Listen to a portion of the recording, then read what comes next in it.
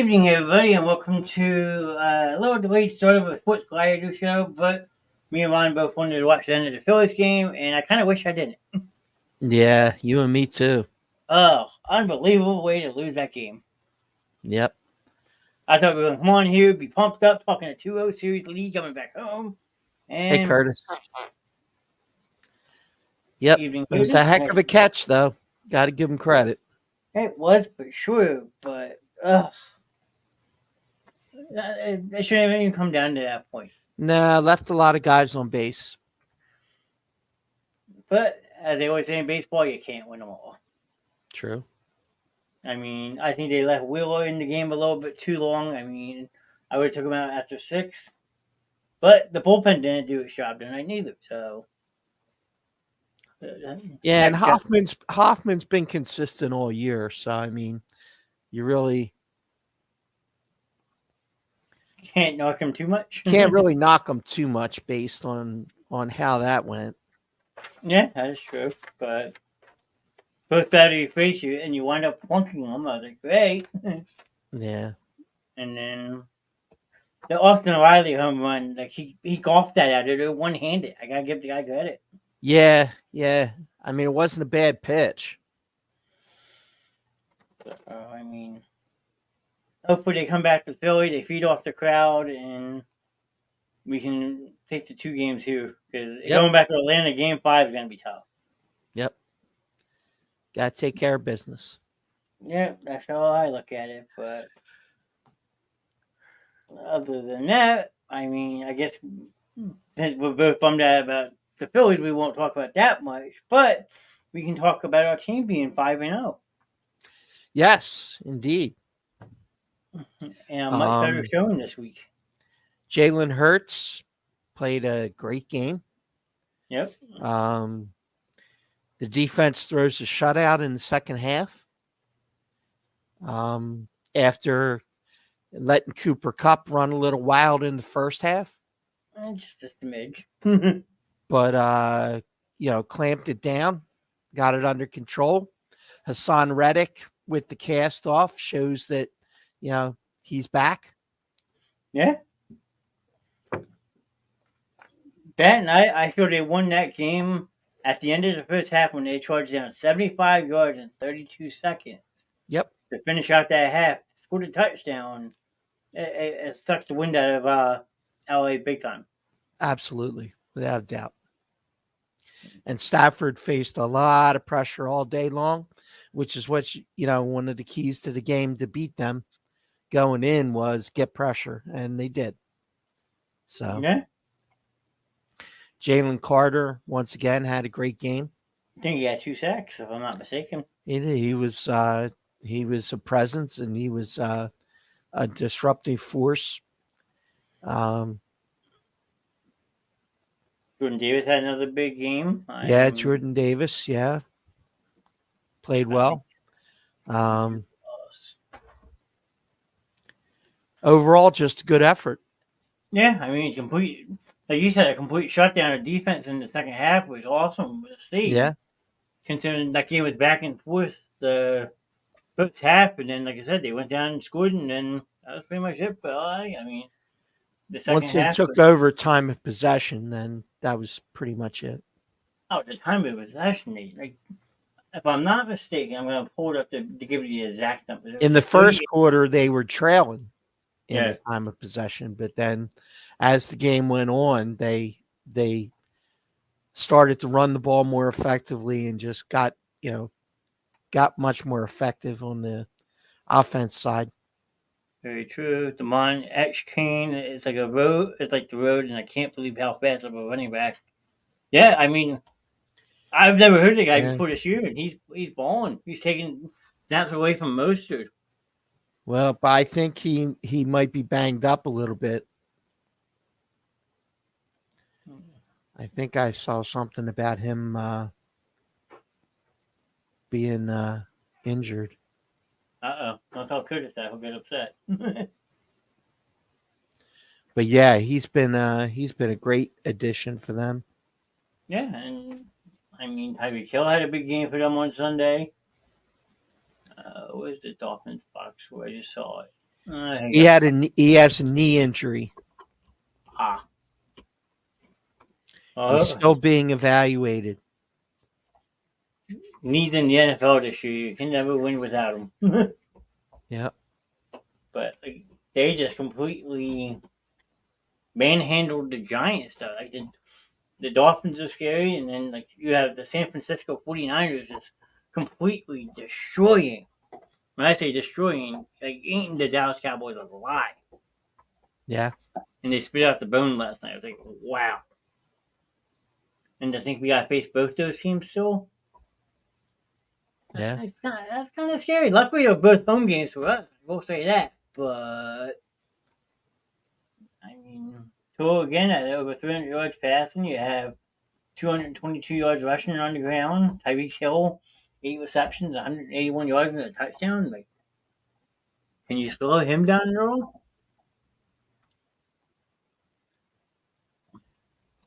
I mean, kind of makes you wonder. Yeah. I mean, it's nice to see the Eagles keep winning, but now as we get later in the season, everyone knows that the schedule is going to turn a little bit. So, like, it was nice to see a complete good second half, a shutout half. Now you got to go into the Meadowlands. You play the Jets this coming week. You got to keep that going. Like you need that complete momentum going into that Dolphins game because that's going to be a huge game on Sunday night. Yep. So I mean, I think the Dolphins sacked Daniel Jones 6 times yesterday, and I think he got hurt if I'm not mistaken. Hurt his neck. I knew I. But they said he'll probably play. Yeah, because he wants to get that contract. Because now he already got the contract. True. He's making 40. Yeah, but they're saying that the Giants should look to see if there's a contract clause and get rid of him. I mean, would you be surprised if they tried to? I don't know. It's going to be hard to move that contract. There's a lot of guaranteed money. If I'm not mistaken, I think his dead cap is like $90 million. Yeah. Let me see. I can pull up this real quick. NFL payroll. We'll put it. That's not what I like. What's the name of this site? Teams finances. Here we go. New York Giants. Where we at? There we are. Dead cap money for Daniel Jones would be $81.5 million. Yep. So he's there. Yeah, you're not. That'd be a lot of dead money to eat, and yep, you don't have much of an option at backup quarterback because Tyrod Taylor's washed up, and Tommy DeVito is the third string, whoever that is. Yeah, I don't have any idea who that is. So, what are you looking up over there? Stats? Yeah, I was checking something out. I wanted to look at. Yeah, I don't want to do all the talking. If you got something that you want to talk about, feel free. Jump in. No, I'm with you. As far as around the league injury wise, I mean, there were a couple. It was good to see Joe Burrow look like he might be on the heel. He had a nice game. Looked a lot more comfortable than he has the last couple weeks. True. And he and Jamar both had big games. Yeah, both 36 of 46, 317, 3 touchdowns, 1 interception. He was sacked 3 times. Yeah. Average nowadays. And then Jamar Chase, 15 receptions, franchise record. Yeah. 192 yards and 3 touchdowns. Yep. So we both benefited from that because you have him in our league, and I have him in my cash league. Yeah. So, well, I had him benched. In our league? Yeah, I started Jared Goff. Oh, okay. I thought we were talking Chase. In our league. Yeah. Yeah, I think it would have been like a 13-point difference if I'm not Yeah, mistaken. Jared Goff had 56 and Burrow had 68. The Mean Machine still came out on top though. Yep. Trying to claw my way out of the basement. And you will. Yep. I mean, if it all falls in my favor tonight, I'll actually be in first place by myself. Nice. Don't know exactly because I know Jason was neck and neck in his matchup, so Yeah. They were both going to come down to the wire. yeah, right now Jay's holding a 3-point lead with Monday Night Football still finishing up. But Yeah. well, kudos to you. You're the only one that put up over 200 points this week. Yep. Well, DJ Moore throwing up a 50 burger didn't hurt. Yeah, I mean, speaking of that game, I did not see Washington like Chicago putting up 40 on Washington. I was No. shocked. No. That was a shock for sure. Like Justin Fields, 15, 29, 282, 4 touchdowns. Like, has this been Justin? Like, I mean, yeah. And then you have DJ Moore, 8 receptions, 230 yards, and 3 touchdowns of himself. I was like, wow. I'd love it. Well, he's finally proven that he's the number one wide receiver, and that's what he was brought in. As long as Fields, can get him the ball, he'll be fine. Yeah. I mean, he's going to get a lot more targets now because the day after that game, they wind up trading Chase Claypool to the Miami Dolphins. Yeah. For draft capital. I mean, it's smart. Sounds like he was a disgruntled player on the team, so hey, ship him out for peanuts and get rid of him. True. So, I mean, it's a good point. Yeah. I'm surprised you honestly don't see that more in the NFL. Granted, I know a lot of these big name players have big hefty contracts, so they're harder to move. I think Chase Claypool is still on his rookie contract, if I'm not mistaken. Really? I think so. Wow. Okay. So it just makes it a little bit easier to move him because he's not guaranteed a lot of money. Mm-hmm. Let's see. I can tell you in 1 second. Bring up my trusty website again. Team finances. We're gonna look at the Miami Dolphins. What we got? Here we go. All right. Tyreek Hill, Braxton Burrows. Yeah, Chase Claypool is only making $2.9 million this year. So that's basically, I think, the end of his rookie contract. Yeah. Because he was drafted in 2020. So, yeah, that's the year 4. And there's, like, no more guaranteed money or nothing. So there's no dead cap with him or nothing. So, shit. If you can get something for him, do it. Yep. So, I mean, kudos to them. The other big one I thought this weekend was Dougie P beating the Buffalo Bills in London. Gotta love it. True. I mean, they're really building a foundation over there. Because they've been over there since, I think, the 3rd week of September. Well, they had 2 games there. And then the upcoming game this week is not them. So it's 2 other teams this week coming up. It's the Ravens and... Hold on. Ravens and Titans. Yeah. Is the game this week over there. 3-2 and 2-3. Hopefully the Ravens rebound. You would hope. After costing me $400. Oh, boy. Jacksonville is back in Jacksonville this week to face Indianapolis. So at least they get to go technically home again. Yeah. I mean, it would be bad if you go spend 2 games overseas, but then you're forced on like the West Coast or something. Yeah. That would have been brutal. That's for sure. Because at least one of those games was considered a home game for Jacksonville. I believe the Atlanta game was. One was a home game, one was a away game. Yeah, it doesn't hell? Even though it will eventually be their home Now, how long do you think until that happens? until their stadium contract expires. Fair enough. NHL season starts this week. Let's go. Curtis, the Canadian, back in your chat with a There you hockey go. comment. I was waiting for it, Curtis. I know Curtis It is was just a matter of time.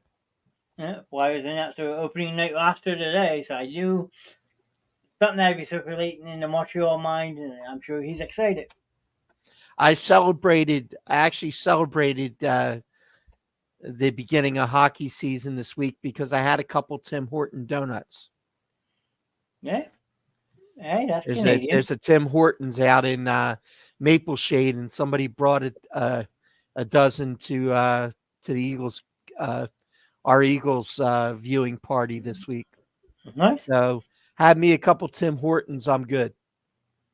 I love Timmy's Donuts and coffee. There you go.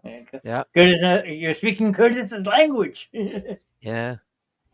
I mean, if you ask me to pop up a lot around here. I had a cruller and a Boston cream. So.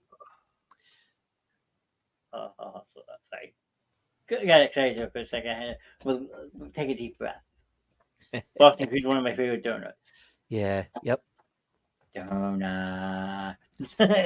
But Dunkin' doesn't make donuts anymore, so no, apple fritters. That's a good choice too.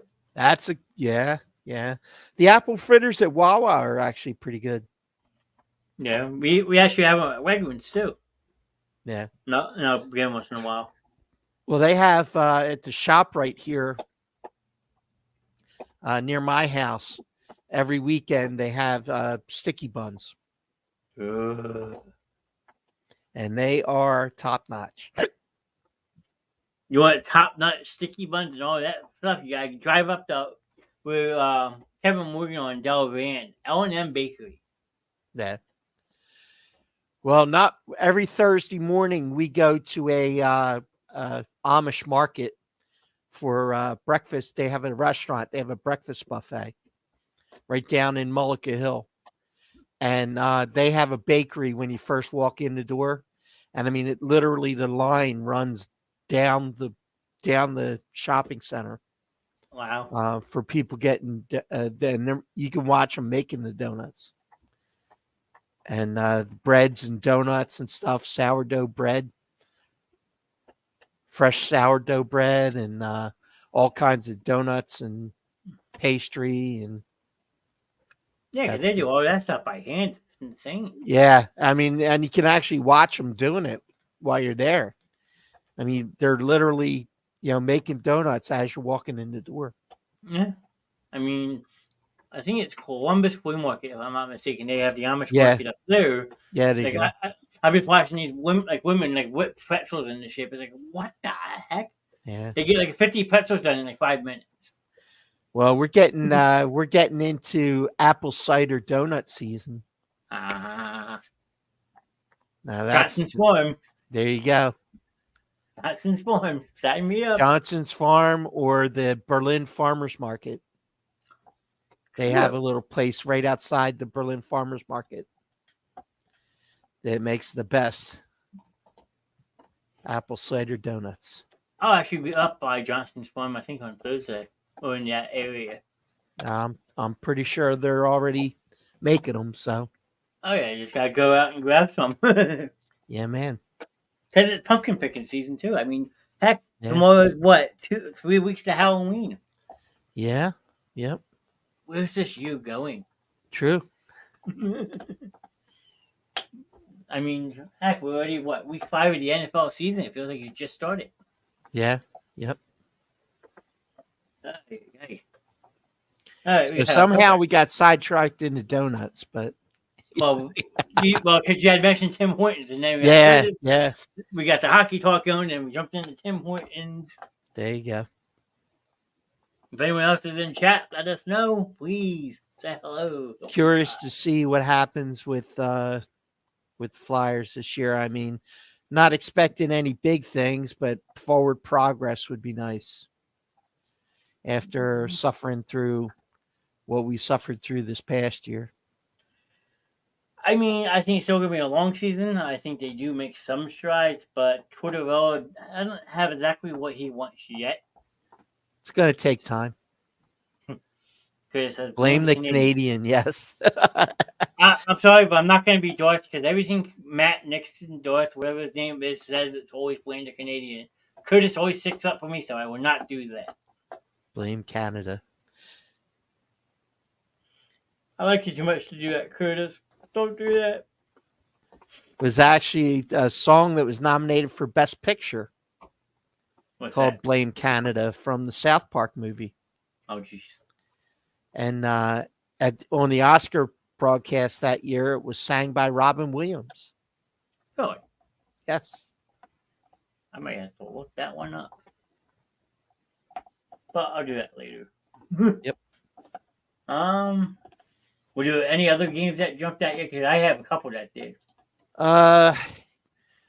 Well, other than the Ravens killing me. Yeah. I mean, that was one. Let me go. Let me look at the list real quick. All right, because I actually did send myself a video. I wanted to show you, and I want your opinion. Okay. So I gotta see if I can find it. Was it at? Was it at? So this is Kenny Pickett throwing that 41-yard touchdown pass. Okay. Yep. So the bottom screen is him throwing the pass. The top part is Matt Canada, the offensive coordinator, just sitting there. Yep. So I'll pull it up real quick and then pause this so I can share it right here. I know exactly the video you're talking about.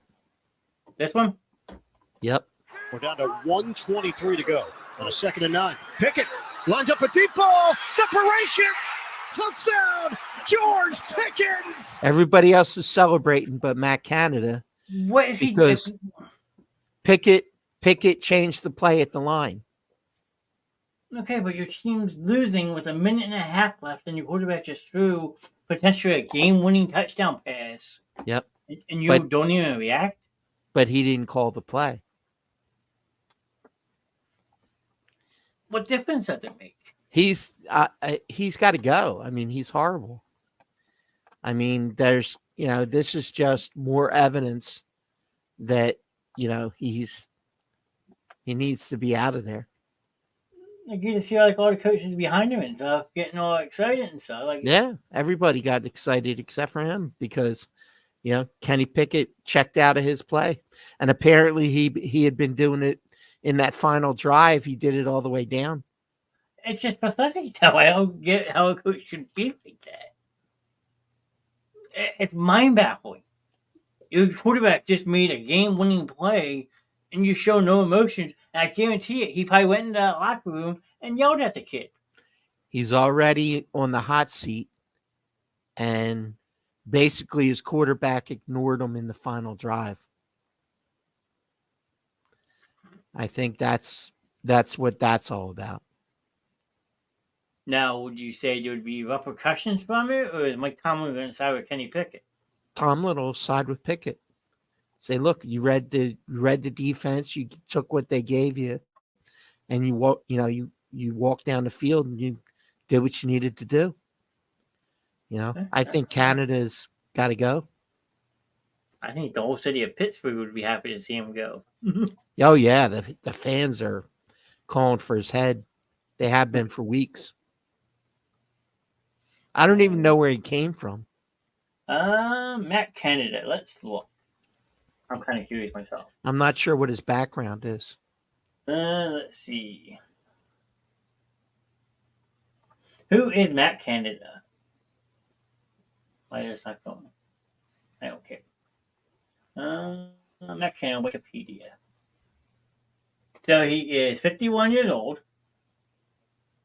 His most recent job before Pittsburgh, he was the University of Maryland's interim head coach back in 2018, offensive coordinator, LSU offensive coordinator, Pitt offensive coordinator, NC State offensive coordinator. All these positions, I'm not even lying looking at this list, the longest position has held is 2 years. Yeah, so he sucks. as an interim head coach, his record is 5-7. Yeah, he sucks. Gotta go.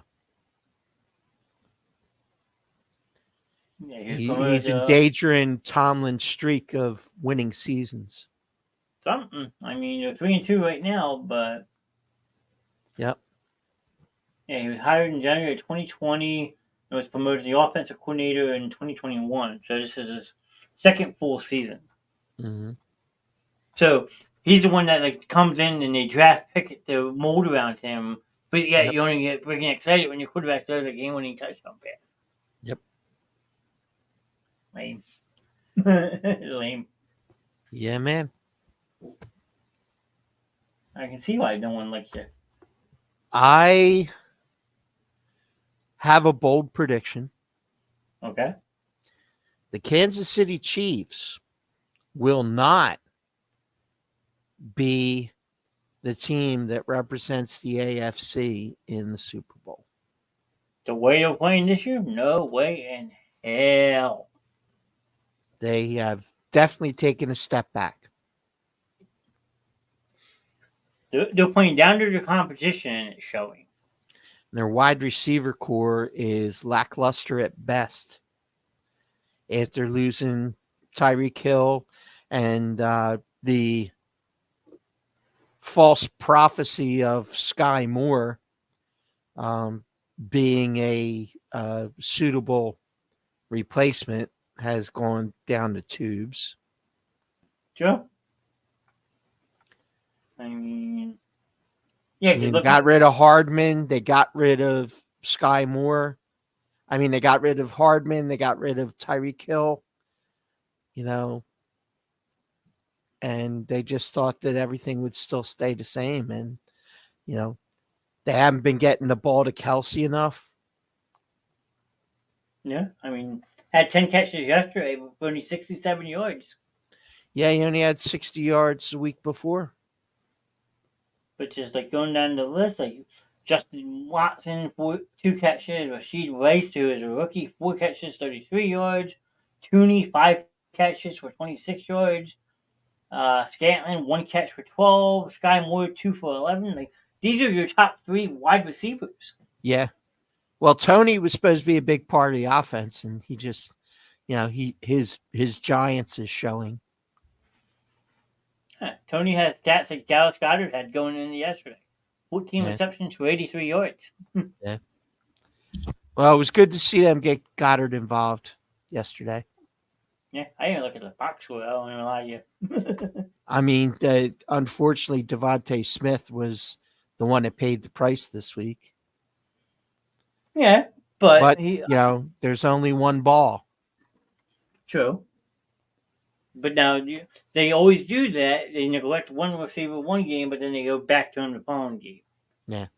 So who knows? And last time they played the Jets up in MetLife, he had a hell of a game. True. So who knows? Damn, I didn't know Goddard had over 100 yards too. Shit. Yep. Yes, he did. I mean, Swift was off and on with the runs. I mean, I think they came out and wanted to throw the ball more because of that presence with Aaron Donald. I don't know why.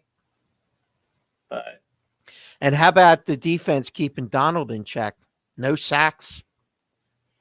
No, only one quarterback hit. Yeah. And one pressure, I think. Yeah, and after the fourth quarter, he was held into 1 tackle. He had 3 tackles the last quarter. Yeah. I mean, what kind of puzzled me is part of the game they lined him up across from Lane Johnson. Yeah, why would you do that? That didn't make any sense to me at all. If you're going to attack the line, I mean, you've got a sub in there. Yeah. But you're going after Lane Johnson and not successfully. No. And he wasn't getting up the middle because between Davis and Carter, that's not happening. You got your offense and defense moves up. Davis and Carter on defense. Yeah, you're right. You know what I meant. Yeah. I mean, Sue Pettit played a hell of a game too, stepping in for Cam Jurgens. I mean, Yeah. Between Kelsey, I was thinking more of Kelsey and Milata and those guys. true. Gary's in the building. Hey, Gary. But my one big shock, other than the Dallas Cowboys getting their ass kicked, we all love to see that. Yep. The New England Patriots are in trouble. Yeah, and I mean, is Belichick ready to step down? I mean, Will he go through this for the whole season? Is this the last we see of Mac Jones, who's been benched in 2 straight games? And he looked horrible yesterday. I mean, I don't think he had 150 yards. 110. Yeah. So, is this the end of the Mac Jones experiment? I mean, the offense as a whole, though. As a team, they only have 132 yards passing. They only have 45 rushing yards. When you're supposed to have 2 top-tier running backs this year. Well, Stevenson's banged up. Stevenson was banged up, but they didn't really go to Elliott that much. Yeah, well, you're behind. But they were also playing from behind the whole game. Yeah. So, but yeah, Stevenson did not have a big game at all, but he was injured. True. I mean, he was questionable going into the game. So then, when you want to feature Zeke, we'll get him. You would have thought that they would have done that. I don't know, but maybe that was the plan. But once they fell behind, they couldn't really be running the ball all that much. They decided to pass, but Mac Jones was not getting it done. Yeah, I mean, only got sacked 2 times this week. I think last week he was sacked 6 or 7 times. So right, it falls on him. But he was benched in the 4th quarter again for the 2nd week in a row. Yeah. So, is it just a matter of time before we see Bailey Zappi back under center? You might. You never know who they got. They got the Las Vegas Raiders coming up, so you never know. Yeah, and the Raiders were hanging tough tonight with Green Bay. It's 10-10 right now in the 3rd quarter with Jimmy G. So, but yeah, the Patriots' last 2 games, they've been outscored 72-3. Okay. Wow, that's awful. But yes, Packers and the Raiders right now are 10-10 in the 3rd. Someone just scored. Who was it? Green Bay scored. Yes, but what was it? Anyway. Okay. I'll figure. What was it? It was AJ Dillon. Yeah. 5-yard rush. Okay.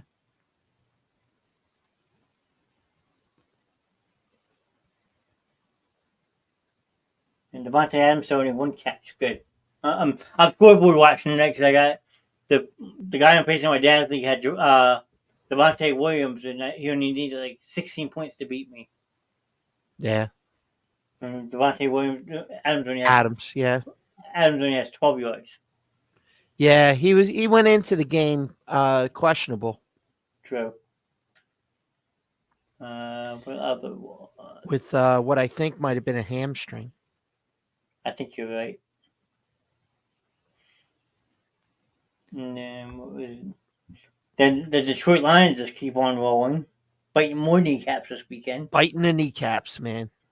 42-24 over Carolina. Yep. And Jared Goff again, another nice game. David Montgomery. Hey, Jared Goff's having a really good year. Again, I mean at some point you have to give him the credit he's deserved.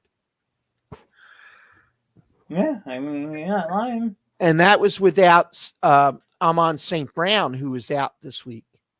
Yeah, that is true. And Jamar Gibbs was out this week. Yep. And Detroit still put together a full effort. Yeah, has 9 touchdowns on the year, over 1,200 yards passing, almost a 70% completion percentage. Yep. That's awesome. I mean, more power to him. Yeah. So, I mean, we won't see them to the playoffs if they hold on. I mean, they're in good shape right now. Yeah. Because their division's really weak. Yep. The Vikings are 1-4. Bears are 1-4. Green Bay's 2-2 going into the night. So, like I said, the end of last season, they should win their division this year. I think that was my bold prediction. Yeah. So, I mean, any other games from this week? Or the Jets pulling out a win in Denver, Yeah. and Russell Wilson getting a stare down from Sean Payton. Yeah. How long is that honeymoon going to last? Yeah, exactly. Well, yeah, you said the Bears and the Falcons, squeaking it out from the Texans. Yep. The Chiefs just barely getting by the Vikings. Yeah, and you said that they're in turmoil, and that just proves it. 27-20. Yep. Miami putting it to the Giants. No surprise there. Yep. Just Pittsburgh. Kill me, man. Kill me. Well, now you know not to bet on them next time. Ugh. Well, I didn't bet on them. I bet against them. I had Baltimore. Gotcha. And the way that game went down, and we talked last week about the whole conspiracy theory thing with Kansas City. Yeah. And there were questionable calls again this week. I didn't see much of the highlights, so you would have to explain it's unfortunately, it's becoming more and more apparent that there may be some fire with this smoke. Oh boy. Because there were a couple of outrageous calls. Okay. In this game as well. And they all benefited Kansas City.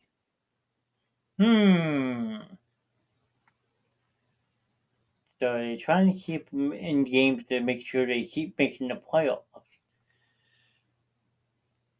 Well, because they've invested, all this publicity into the whole Taylor Swift thing.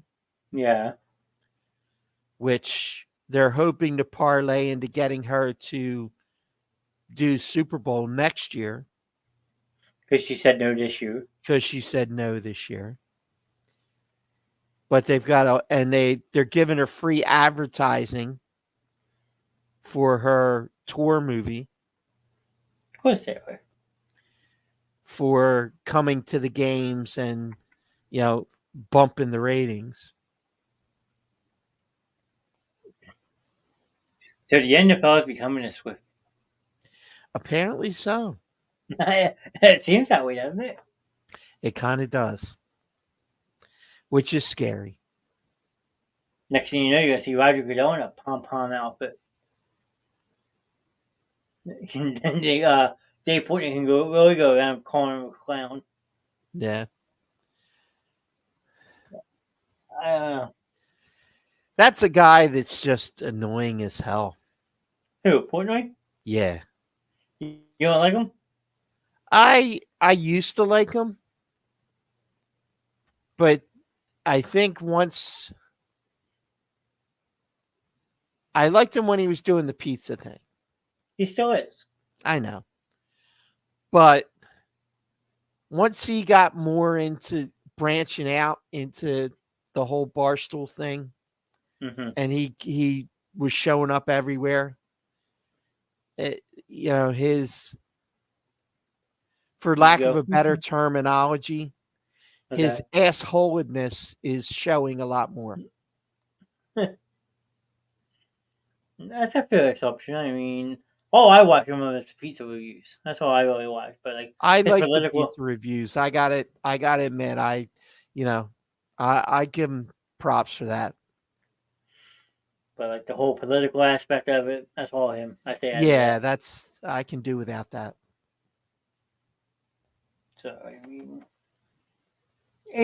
that's why they call him the most controversial man in America for a reason. So, well, he's trying to be Pat McAfee. No one will ever be Pat McAfee. That's exactly what he's doing. Good luck, because Pat McAfee's awesome. But a lot of people can't stand him either. Well, I got respect for Pat McAfee, just if nothing else from his work with WWE. Oh, in ring work, coming from a punter aspect, is freaking amazing. Yeah, he was a punter. And he's now up on top ropes doing backward somersaults and shit. Yeah. And, and working with some of the top talent. Yeah. Yeah. Well, I mean, he had that whole big spot with Stone Cold a couple of WrestleMania ago. Yeah. He just introduced The Rock in Denver a couple weeks ago on SmackDown. Yeah. Just brought out John Cena this past Saturday night on the pay-per-view. Yeah. Because they were in Indianapolis, so of course he's going to show up. Yeah. So, I mean, yeah, Mac, and he's actually pretty good on commentary. Yeah, he is. I like his arrogance to it. It's kind of funny. So, I mean, he's almost approaching, not quite there yet, but he's approaching, Lawler level. Damn, you're putting him that high already? Yeah, I really am. I mean, when you really look at over the last few years, the heel announcers, I mean, Corey Graves, pretty decent. Yeah. But I think he's surpassed Corey Graves. Oh, without a doubt. That's why Corey Graves hates him so much. Yeah. He stole his thunder. Corey Graves had a good spot going on because he couldn't get in the ring. Yeah, that's true. You're right. And all of a sudden, this guy comes out of Hollywood and, is stealing his thunder. True. No, you're not wrong. I mean, when you look back at the greatest heel, announcers of all time, I mean, you got to look at guys like Bobby Heenan. Yeah. I mean, Vince. Yeah, Vince was Vince was very good when he was announcing. True. And then Lawler and then you get into that territory, where you got McAfee and Corey Graves and guys like that. Yeah. No, I mean, when you break it down like that, you're absolutely right. Yeah. I'm just trying to see if I can find a clip of the Stone Cold Stunner, because the way he sold that, he took it and you're just like flew out of his mouth. Yeah. Trying to see if I can find it on the video real quick. Okay. Yeah, it was just a funny spot. I don't know. I thought it was hysterical. Mm-hmm. And anybody who doesn't think that Seth Rollins is the best in the business right now is crazy. He is just on another level. Agreed. I was mad I missed the match on Saturday night with him and Nakamura. I heard it was a really good last man standing match. It was. So here you go. I just laughed when I watched this. I don't know why. The classic Stone Cold Stunner, but it's hysterical. Yeah. Yeah, it was a good one. It makes you think what he's going through his mind. Like, this is gonna be freaking awesome. You gotta love it. Yep. But yeah, I mean, I really haven't been watching wrestling. I mean, I should, now that Triple H is now fully in control of it, and the rumors are starting to fly like crazy that CM Punk's coming back. I don't think so. I don't think they're doing anything to dispel the rumors, but I just don't see that bridge getting mended. You never know. You never know. Stranger things have happened. But they're not going to bring him in until they lose Cena and Rock. Once this writer's strike is done and they go back to making movies and possibly Batista coming back, at some point. I mean, the Royal Rumble could be very interesting this year. Yeah. I missed it last week. Apparently, Undertaker showed up on NXT. Yeah. Yep. I don't know what that was all about. Everybody thought it was going to be for him to bring back the guy that Braun Baker smashed with the steps. Yeah. That they were going to bring him back as like a Kane-like character. That was the rumor that was going, and that Undertaker was going to be part of making that happen. And what it turned out to be, anything, I didn't get to see NXT, so I don't know what happened. So, all right, well, let's see. I don't know what Undertaker's role ended up being. I was just reading the rumor sheets. The good old rumor sheet. Gotta love it. Yeah. Undertaker NXT. Or the dirt sheets, as they're known in the business. I was there for that. Undertaker looks to set the foot. Like, it just has him talking about going to NXT and all that. Like, what would you do with the Undertaker in NXT? I don't get that. I don't know. Unless he's gonna be like a manager or something. They just throwing him out there to counter AEW with Edge coming. Yeah, that is true. They brought Heyman, they brought Cena, they brought everybody the week that Edge was debuting on AEW, just to counter schedule. Yeah, because Edge in AEW, like, everyone saw it coming. Yeah. Adam Copeland, sorry. Yeah. And then Christian telling him F you. Yeah, go fuck yourself. Yeah. Apparently that was a spot where it's like 17 years in the making. Yeah. Because AEW doesn't have the writers like the WWE had. Obviously, we all know that. Yep. So these wrestlers are told to make their own promos and stuff. So 13-10, Green Bay takes the lead. So I mean that game's still going on. We were talking a little bit before the show. I picked them. We didn't do that well this week. Yeah. I think I was what? I think I said 8-7. You were 8-7. I was 7-8. So you got me by a game. Yep. And you were almost right on your Jamar Chase prediction. On which one? The Jamar Chase. Yeah. Yeah. He had 185, 2 touchdowns. He had 195 and 3. So nice. See? And I don't think I was anywhere close to. No, I said Philly 7 sacks. They only had 4. Okay. So I think you had the more advantage on that one. Okay. Well, that was good. So I mean, other than that, I know Sixers had their first preseason game on Sunday night as well, versus the Boston Celtics in loss. So you got the NBA and NHL both coming back, but hockey's going to start before the NBA always does. And the other one that I think a lot of people were surprised with the NBA as well, Joel Embiid has chosen to play for Team USA. Yes. over France and Cameroon. Cameroon is who he played for last time. Yeah, so, I mean, kind of interesting to see him playing for Team USA. Well, disappointed that he's even playing, honestly. Why that? We do not need him risking injury, as we know how fragile he is.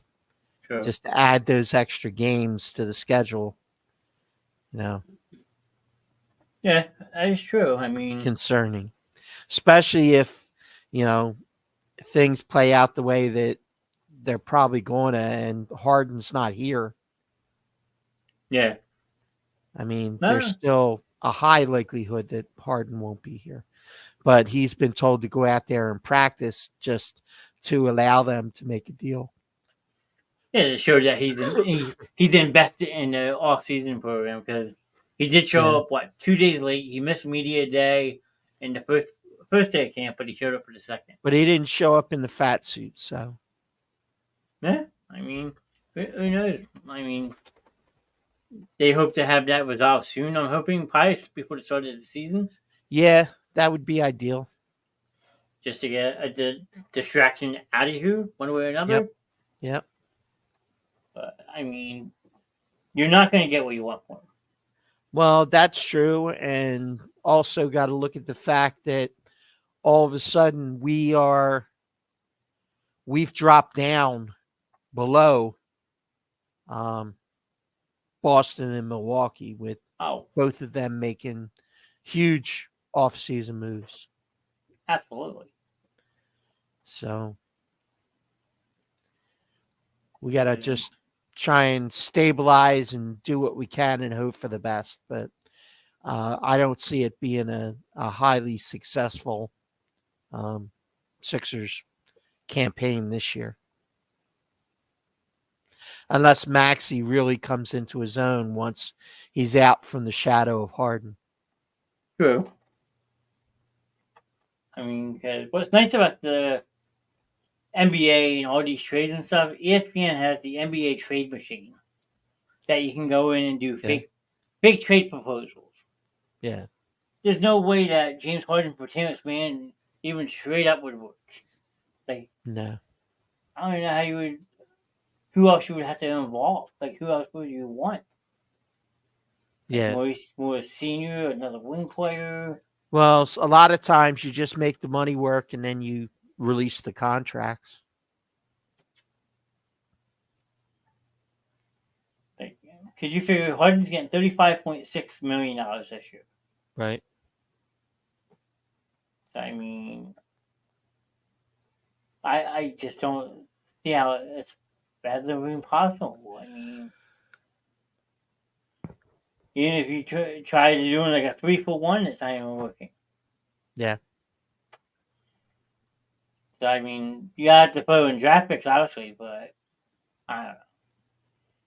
I just think they should have never let him opt in. You should have just cut ties with him, let him walk as a free agent, and that would have been it. Yeah. Well, hindsight's 2020. Yeah. Well, because the problem is they gave him that 1-and-1 deal where 1 year's guaranteed, and then you have that second-year player option. Of course, you're going to opt. Well, I shouldn't say that because some players opt out, but some players always opt in because they're making more money that second year around. Yeah. But they then come out and call your GM and president liars. I mean, kind of messed up. Yeah. So, not to jump back and forth, but do you realize that the Giants are in prime time again this coming week? I hear they're playing now. They're playing Buffalo on Sunday night. What? No. Yep. Wow, you're right. Oh, come on. We gotta watch them get killed again. That's crazy. And Dallas is on Monday night. Yeah. And who they play? The Chargers. Chargers. Yep. In LA. Dallas could go down 3. Yeah, I mean, maybe. It could be a tough game for them. Yeah. Well, here's something. There's all of a sudden there's a little bit of Trey Lance chatter in Dallas right now. Oh, when you want to start that up, go ahead. I mean, I would. And you got a $40 million quarterback, and you're chatting up Trey Lance right now. Yeah, well, you figure for 5 games, Dak only had just above 1,000 yards passing, 5 touchdowns, and already 4 interceptions. It's not like he doesn't have receivers. Yeah, I mean, I know people are gonna bash me, but I like Michael Gallup. Yeah, I mean Gallup, CD Lamb. I mean, Cooks. these guys are quality receivers. Yeah. They're not to the AJ Brown level, but they're good quality receivers. No, absolutely. I 100% agree here. I mean, CD Lamb's supposed to take a leap this year because he's going into a contract year. Yeah. Right now, he's only sitting at 358 yards receiving and only has 1 touchdown. Yeah. And you don't think he's in Jerry Jones's ear? Oh, yeah. I would be. In a contract year? Yeah. You're not wrong. Yeah. It's tough. It's tough. I as soon as Lance went there, you kind of saw the writing on the wall. True. But how long do you wait to pull the trigger, though? If they lose this week, I gotta seriously consider it. You're 3 games down in the division. Yeah. You pretty much have your best case scenario is a wild card. True. Because you're not going to make up 3 games in the NFC East the way that the Eagles are playing. No, you're right. You might make up a game or 2, but 3, and they still haven't played, some top teams too.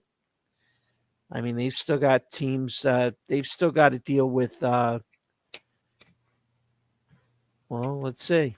Who else do they have? Looking at it right here. I'm looking at it right here for you. Yeah. They got at the Chargers, then they have their bye. Yeah. Then they have the LA Rams, who have been playing really good football. Right. Then they come to Philly. Then they have the Giants and Carolina back to back, so they should bounce back there with 2 wins. But then they got 3 straight home games, 1 versus Washington on Thanksgiving.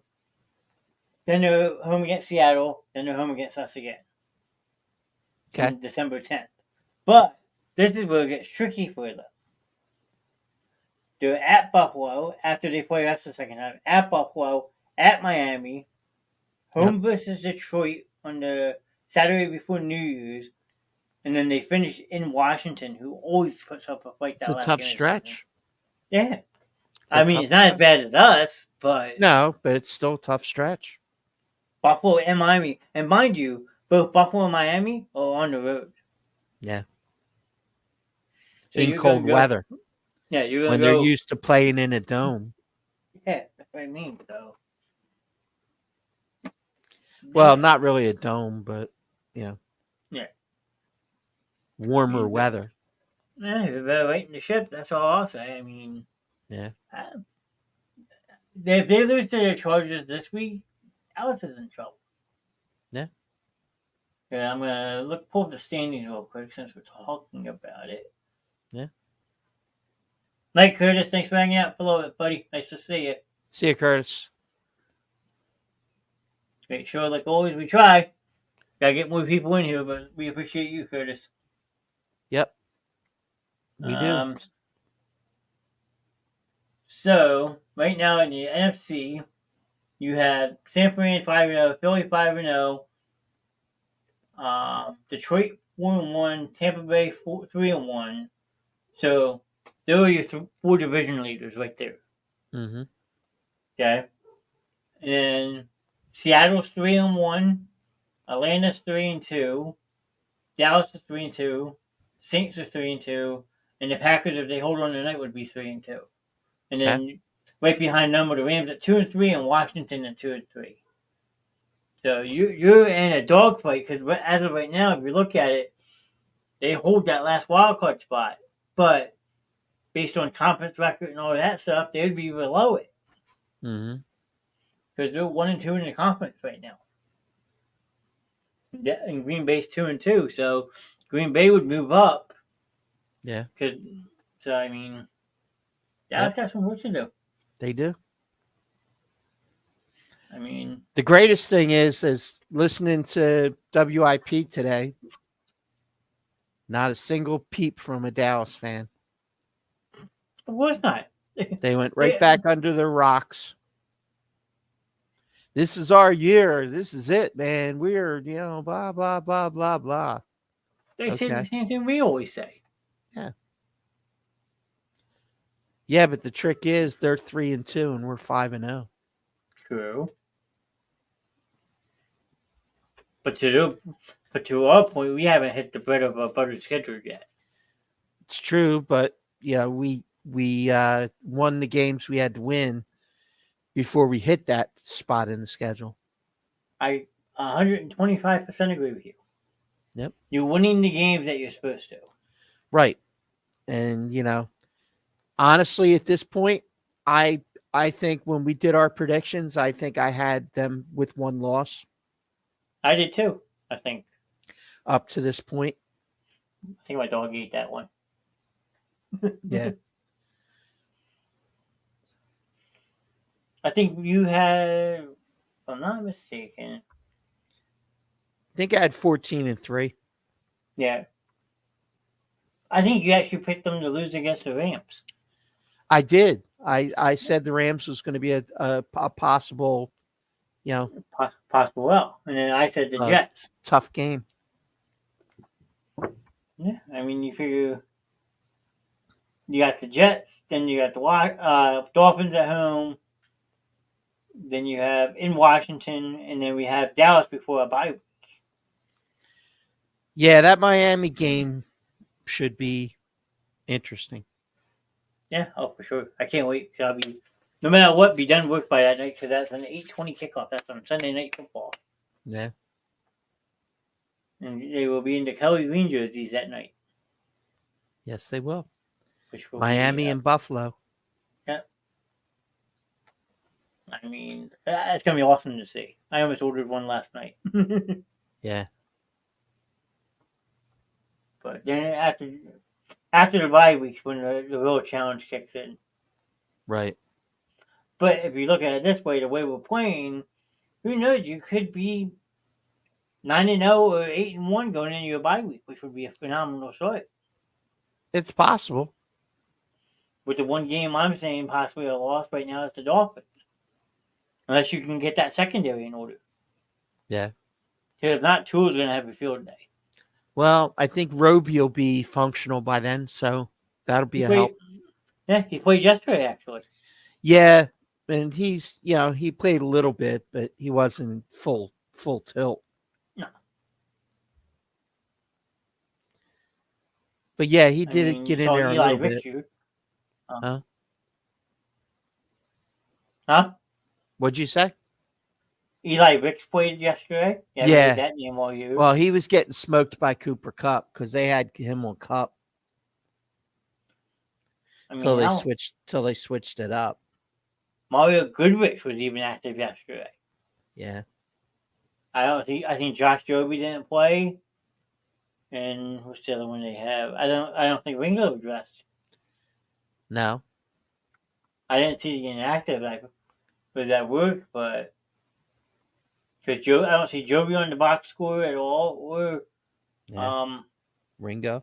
Yeah, I mean Ringo's been mostly special teams this year. Yeah, so, I mean, but he's had some reps. Not a lot. No, not a lot, but some. Yeah, Covey had another good day returning punts. Yeah, a lot of people give him flack. He is a smart returner, I think. Two returns, 25 yards. 12.5 average, not bad. Can't argue with that on punts. Not at all. Sure-handed, and he's not afraid to run with it if he needs to. True. If the opportunity presents itself. No, you're absolutely right. So And then Jake had another 3 for 3 day kicking. yeah. Jake is now I heard a debate this week. Greatest Eagles kicker of all time. Is it Jake or is it David Akers? That's the debate. And there were good arguments on both sides. And Jake's been here 7 years now. Has it been 7? But Akers was here for 12, I think. Yeah, something like that. So, but the difference is that Akers was about a little bit under 500 for kicks over 50 yards. And Jake is 667. Wow. Yeah, for kicks over 50 yards. Yeah, because I can look over here. For his career, he's 23 at 34 from 50 plus. Yep. And along of 61, which is about 660 something. Yep. All right, now let's pull up Mr. Akers real quick. Yeah, Syria.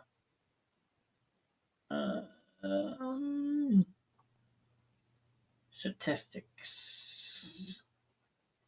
If I can find it. What's his stats? Alright, so for his career, Akers was. Are we talking just Philly or his whole career? Philly. Okay, so now I gotta do some math real quick. But that's okay. Take 2 seconds. So Philly, he has 3, 1.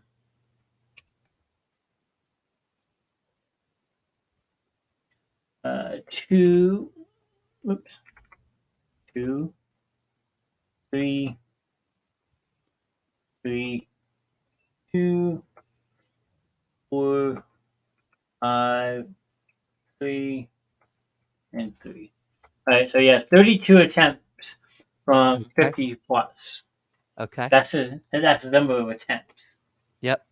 So 2, 4, 5, 7, 9, 10, 11, 13, 14, 15. Yep. So 15, 34. So 450 percentage. Yeah, and 46. Yeah. So Man, versus 667 for Jake. Yeah, I think you're spot on with that. Hold on. Yep. Yeah. So I mean, I kind of settled it right there. I mean, Akers was a great kicker. I mean, I'm not taking anything away from him. Believe me. I mean, when he was here, he was also a guy who was very consistent, but not as consistent as Jake's been. Jake is the closest thing to automatic that there is. I think, other than Justin Tucker, I think Jake's may be the second best kicker in the league. I will agree with that. I'm just looking at one more thing. I will say Akers has one slight advantage on Jake. Okay. And you're going to hate me when I say this. Okay. Jake has 37 or 39 career from 20 to 29 yards. So he missed 2 kicks. Mm-hmm. Akers only missed 1. Okay. So, I mean, back in the day, also you got to keep in mind, too, when Akers was here, the extra point was only a 15-yard chip shot. Right. It was a shorter kick. Yeah. So, I mean. Right. That is true. I mean, it's really tough to knock either one of them. Yeah. You figure 1, 2, 3, 4, 5, 6, 7, 8 years for David Akers, he was 100% from extra points. Yeah. So I mean, but it was 10 yards. But it was 10 yards closer. Yes, that's the aspect of it. You have a chip shot field goal compared to an actual legit field goal attempt. Yeah, Jake missed a couple extra points, and Jake had one stretch a couple years ago where he had a season where he struggled between 30 and 39. Yeah, that's true. And he had one season where he missed like 3 or 4 between 30 and 39. I can tell you 1 second what Jake Elliott stats. Stats. Let's see. Wikipedia. Was he at? Yes. What's the stats? So regular season. His first year, he was 26 to 31, 26 to 31, 22 to 26, 14 and 19 in 2020. That might have been the year. Yeah, and then 30 or 33 last year, and so far, 30 or 33 in 2021 and 20 or 23 the last year. It doesn't have this year yet. 2020 is the year I think he struggled in that mid range. But Akers had a good boot too. But like Jake's kickoff average is like 63 yards. I mean, look how many touchbacks this man has. 321. Yeah, true. That's a pretty incredible stat too. Yeah. And just remember some of the other trash that we trotted out in between. You know, your Cody Parkeys and your Caleb Sturgis and don't say it. And others. Todd Grant. Yeah. Yep. I still never remember that one game. It was against at the time San Diego Chargers. Yeah. Akers got hurt. He pulled his hamstring or something. Mm-hmm. It was funny to watch, but Mark Semino, I'm sorry, you're not a kicker. Yeah. He did make an extra point though. I will give him He that. did. Yeah. But again, it was a chip shot. But yeah, we've had some kickers. Oh, you forgot one. Okay. It just popped in my head. Yeah. He was the best rated kicker in FBS history, so the Eagles took him in the 4th round out of Nebraska. Mr. Alex Henry. Alex Henry. Yeah, okay. I mean, I'll go back to Tony Franklin. Tony the Toe, who kicked barefoot in Philadelphia in December and hit 50 and 60 yarders. Yeah. Actually held a collegiate record that held for many years out of Texas A&M, maybe Texas. For some reason, I think he was from Texas or as college. But he kicked barefoot. Tony Franklin. I'm looking right now. I have him up. Hold on. Yep. More on Wikipedia. College. Texas.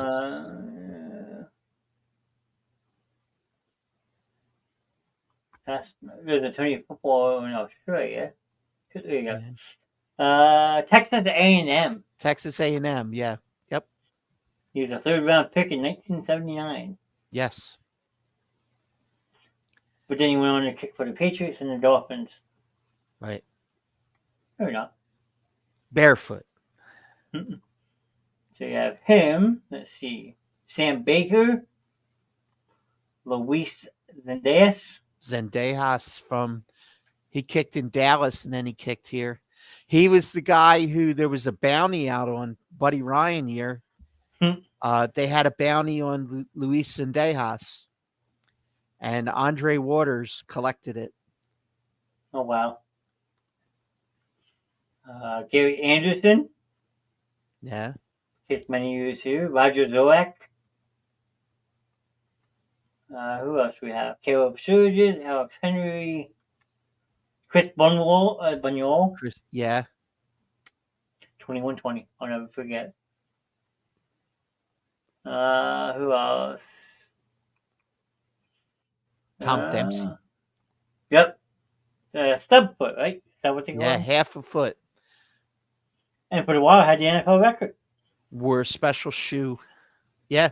Well, His record was broken by Justin Tucker. yeah. Norm Johnson. Yep. So, yeah, they've had their fair share of kickers. Your Todd France. Yeah. Okay, now we're just going to the best Eagles of all time. So, yeah, they've had their fair share of kickers. Yep. Let's see. What was that? Oh, this doesn't even give you freaking stats for Tony Franklin. I guess they have him back then. He set the longest field goal in modern college football history. Wow. Yep. With a bare foot. 65 yards. So that would even broke the NFL record. Yep. Damn. 1979 draft, though. Who the hell else did they horse draft? Jerry Robinson from LSU, UCLA. Wait. Was a linebacker. They never drafted linebackers in the first round. True. He might have been the last linebacker that was drafted in the first round. Maybe. I'm thinking, though, you can correct me if I'm wrong, because I am probably wrong. Dick Vermeil was 77? He came over? Or before that? Right around there. Because it's just funny that they take a linebacker from UCLA, which is where Dick Vermeil coached from. Yep, true. And then the second round pick was P.D. Parrott, an offensive guard from Northwestern State. Mm-hmm. I'm just looking at their draft picks from this year. Yeah. And Tony Franklin was a third round pick. Yep. Benny Cohen's, a running back from Arkansas. Scott Fitzke, a wide receiver from Penn State. Mm-hmm. I'm just having one. You can tell me that whenever you want. Yeah. Well, I know you're upset about this Saturday. I didn't want to bring it up. I'm sorry. Yeah. That was shameful. Shameful. They gave it away. I was like, I saw that outcome. I was like, no way, Ron's going to lose his shit. They gave the game away. They had it won, and they gave it away. And in a week that Notre Dame loses, it would have been poetic for Miami to win, but oh, Notre Dame got shellacked. You kidding me? Yes, they did. 33-20 in Louisville. Yep. But hey, what do you? Here you go. Got a question for you, and it's kind of funny. Okay. What do Dallas Cowboy fans and Notre Dame fans have in common? What? They always say it's all you. Yeah, well, that's true. It's true. I gotta go with you there. I had to on that one. That was a good one. 'Cause Two thumbs up for that one. They always build up Notre Dame to be a top 5 school. Yeah. Oh, yeah. We're going to the national championship this year. Rah, rah, rah, rah, rah, rah. But then they always lose to some donkey. I had to. That was laughing. Yep. That was a good one. All right. So let's do a couple minutes on fantasy and then do our picks. All right. And a special shout out. I know you don't want to hear this. I apologize in advance. Since I brought up college football, I am doing a couple of different live shows this coming Saturday. Yep. Because I will be in Happy Valley. Yes. I am super stoked to go. I mean, it's not going to be much of a game. Hopefully the weather's somewhat decent. They're calling for a little bit of rain. But I'm getting to see my Penn State Nittany Lions in person. I can't wait. Man-child alert. Any other night we'd have someone saying man-child, but it's just me and you. Yeah. Right? Yeah. So, all right. So let's pull up the fantasy real quick. So Mike's team took the lead. Jay Bird's going to lose. Uh-oh. So that would drop Jay down to 3-2. Who else? Mike lost his matchup to Cheesin in Wisconsin. That's going to make him 3-2. And I beat Team Miz, so that would make me 4-1. Okay. So I will have a 1-game lead on everybody. And I play Miz this week coming up. Uh-oh. So, I mean, what's my schedule? Oh, here you go. Standing stuff. So Jay will be 3-2. I'll be 4-1. Mike falls to 3-2. Team Miz will be 2-2-1. I cannot believe there was a tie in our league. I got a lot of grief for that. That tie is going to mean something. Yeah, I got a lot of grief for that, just so you know. Joe will become 3-2. Vinny's gonna fall to Vinny actually came back. He won, so Vinny will be 3-2. Mike's gonna be 3-2. Sam's gonna drop to 1-3-1. Chris is gonna drop to 1-4, and you'll be 1-4. Hey, look at it this way: nobody will be winless in our league. Yeah. We don't have an undefeated. We don't have a winless team. Yep. But I think I'm just going to look at the matchups real quick. The biggest one for me this week was, other than Tyreek Hill, of course, was Travis Etienne. Gave me 35 points, which was nice. Nice. I mean, other than that, pretty back and forth matchup. I had Tyreek Hill go off. His biggest receiver was A.J. Brown. My C.J. Stroud pickup didn't go the way I wanted. That's okay. George Kittle finally woke up. Had a hell of a game for me. So we got that. The next one, Mr. Ron. Do you want to talk about your matchup? Yeah, well, I mean, got 53 out of Jared Goff. Got 56 out of Jamar Chase. Got 20 out of Puka Nacua. The running backs, not so great. Only got 8 out of Dameon Pierce and 2 out of Stevenson. And my opponent had 39 points between his 2 running backs. So that easily could have been the death of me. But 55 in the flex out of DJ Moore. And I left Joe Burrow at 68 on the bench. And Cooper Kupp's 19 on the bench as well. And Pittsburgh's defense with 18. And Pittsburgh's defense with 18, who Pittsburgh's defense the previous week had -2. Yeah. So there's that. Yeah. Now, I do have a question for you. You don't have to tell me if you don't want to on the show. That's fine. But you have a conflict now. Okay. Because you have Puka Nacua and Cooper Kupp. And you saw Cooper Kupp actually looked like Cooper Kupp on Sunday. Yes. Are you going to start both of them, or are you going to go back and forth between the two? Well, I mean, if I'd gladly take. I don't think DJ Moore is going to duplicate that 55 anytime soon. So I think that might have been an anomaly. So the fact that I may be in the market to maybe trade DJ Moore and use Puka in the flex. There you go. I mean, if I could find somebody who's got an extra running back, I could use some support in the running back position. I may consider trading DJ Moore. I'll see what I can do for you. I might have one for you. Yeah. All right. I was just curious because I think Cooper and Puka are going to be the top 2 receivers in LA now. Yes, without a doubt. The loser out of this whole thing was Tutu Atwell, who was having a good season while Kupp was out. That's true. I mean, me and Jefferson too. And Jefferson's going to be out at least a couple weeks. Damn. So Jefferson is banged up. Oh boy. And will miss at least 2 weeks. Oh wow. So I mean, now all you need to get is see if I forget who has him, but might as well see if we can get Matt Stafford in the trade. Yeah. We'll call you the LA Rams of New Jersey.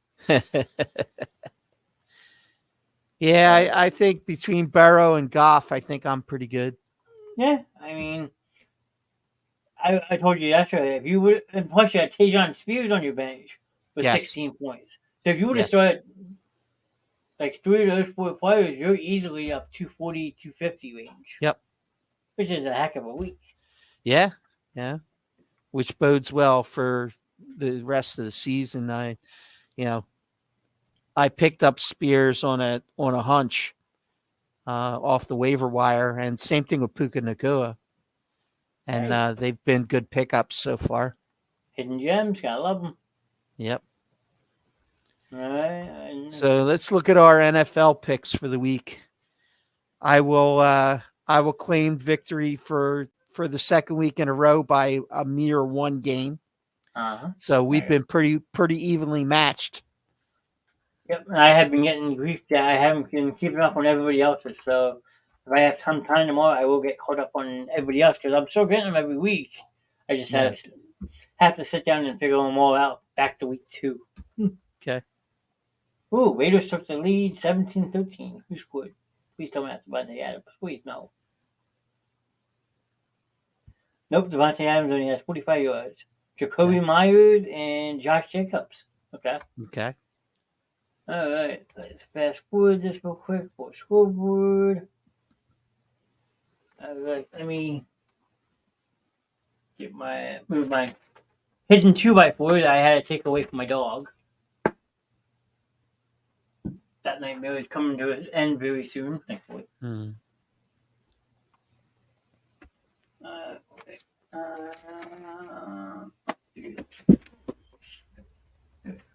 God damn it. Oh. All right. Okay. We got another piece of paper if I can find one. Hi, you're back. I can use this one. No big deal. All right. Okay. Thursday night this week, you have the Denver Broncos and Kansas City Chiefs. Denver's trash. The Chiefs have been struggling, but I think they get healthy against a woeful Denver team. All right, so I take it you're going with Kansas City. Yes. I will as well. I agree with that. All right. You have another London game this coming Sunday. You have the Baltimore Ravens and Tennessee Titans. Baltimore coming off a disappointing loss. The Titans have been playing a little better recently. But I am not a Tannehill guy. So I'm going to go Baltimore to bounce back in London. Yeah, I mean, I agree here. Tannehill is washed, and the quarterback room in Tennessee is one of those ones that is a mess. You might as well say, because you have an Asian Tannehill, so then you draft Malik Willis really high out of Liberty, but then the following year you come back and draft Will Levis out of Kentucky. Yep. And who they don't even trust to be the starter. So, yep. A lot of turmoil. I mean, so agreed. I would agree that Baltimore bounces back. Mm-hmm. So, and I think there's one more game next week over in Germany, if I'm not mistaken. No, it's just the 3. Okay. All right. Next game you have the Washington Commanders at the Atlanta Falcons. This one's a tough one for me. I mean, the Commanders got smoked this past week, but we've seen them at their best. Yeah. And we've seen them at their worst. So, if nothing else, their problem is consistency. True. Now, the question is this going to be an up week or a down week? Yeah, that's true. I'm going to go with a down week. Wow. I'm going to say, I'm going to go out on a limb on this one and say that Washington drops the ball again this week. Hmm. Even though it would be kind of logical that they would bounce back after an embarrassing loss. Yeah, that is true. I mean, the only thing I would say that would be in Washington's disadvantage is Atlanta's playing at home, and they're 3-0 at home. Yeah. They haven't lost at home. So, I mean, I could see a good back and forth matchup between these two teams. Yep. But for some reason, again, I say it every week, when you pick that one, this is going to be my one. I think Washington sneaks it out in the last seconds. Okay. Kind of like what they almost did in Philly. Yeah. Yeah. I mean, it depends on which Sam Howell shows up. That is true. And what defense shows up. Yeah. Well, that too. All right. The next one on the list, you have the 1-4 Minnesota Vikings going to the 1-4 Chicago Bears. And the Vikings with no Justin Jefferson.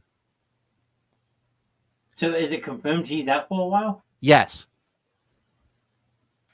He's already people... ruled out of this week for sure. Wow. And he say may miss several weeks. Damn. I'll say that too loud. Mike Russo might get bad. Yeah. That's his bread and butter. Mm-hmm. Yeah. Yep. So wow.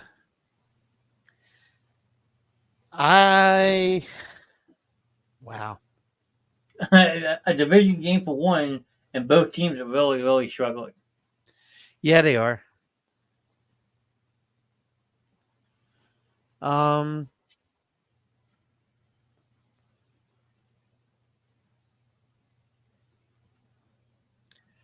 Wow.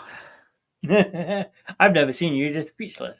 Yeah, I mean, I'm really, truly, I'm going back and forth on this one. I mean, have the Bears figured it out?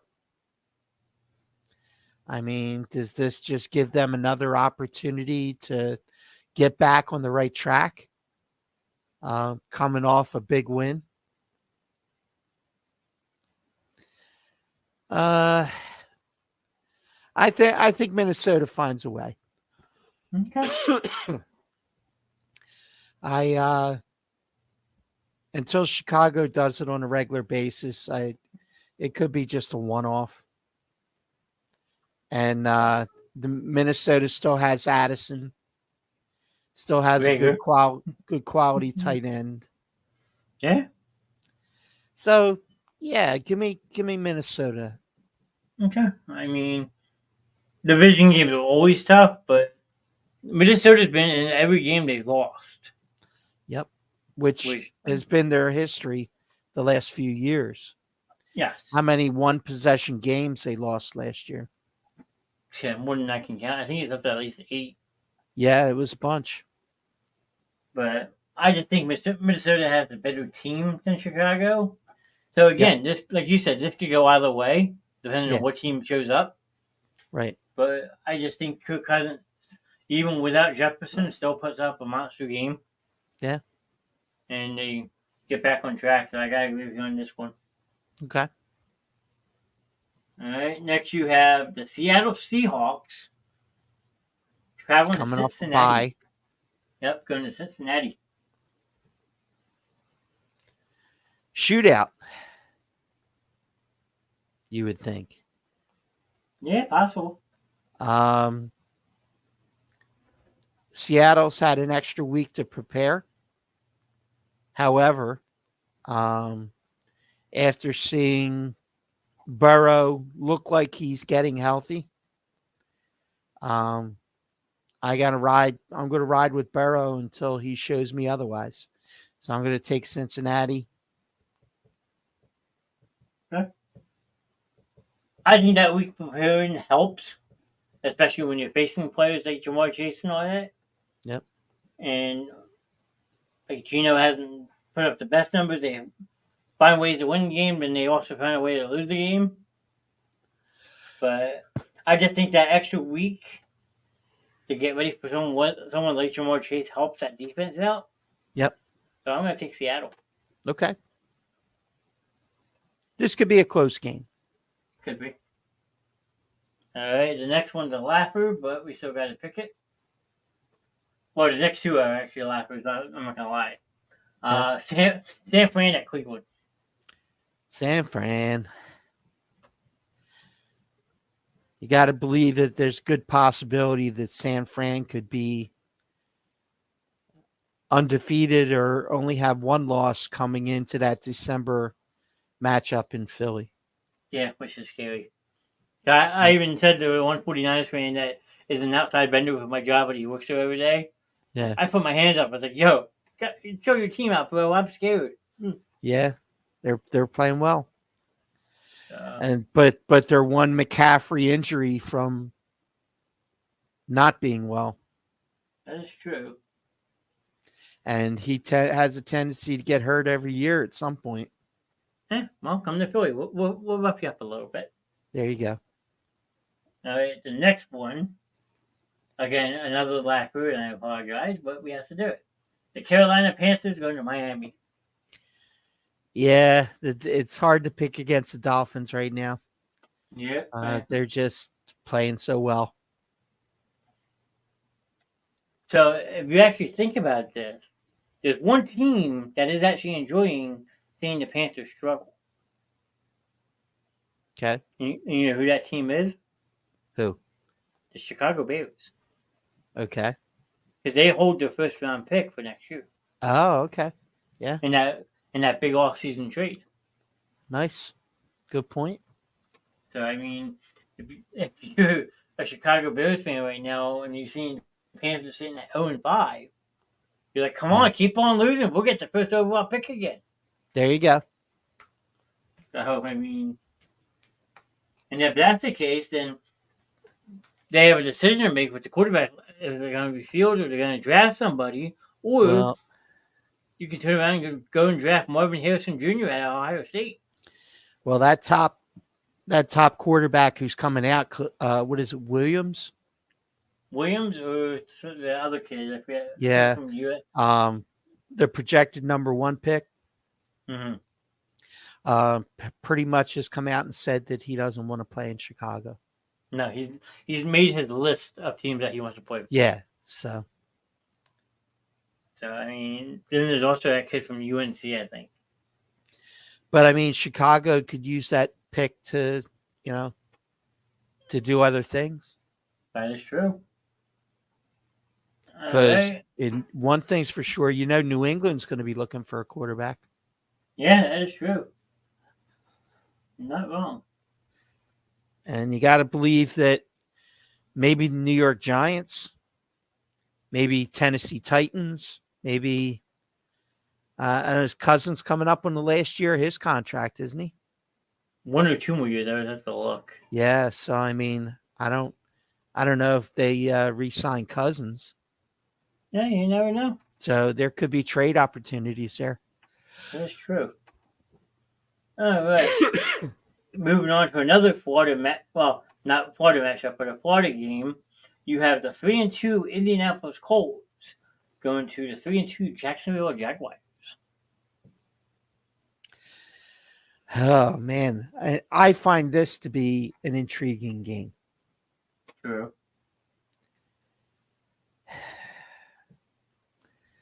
You got Jacksonville coming back from 2 weeks in London. Yep.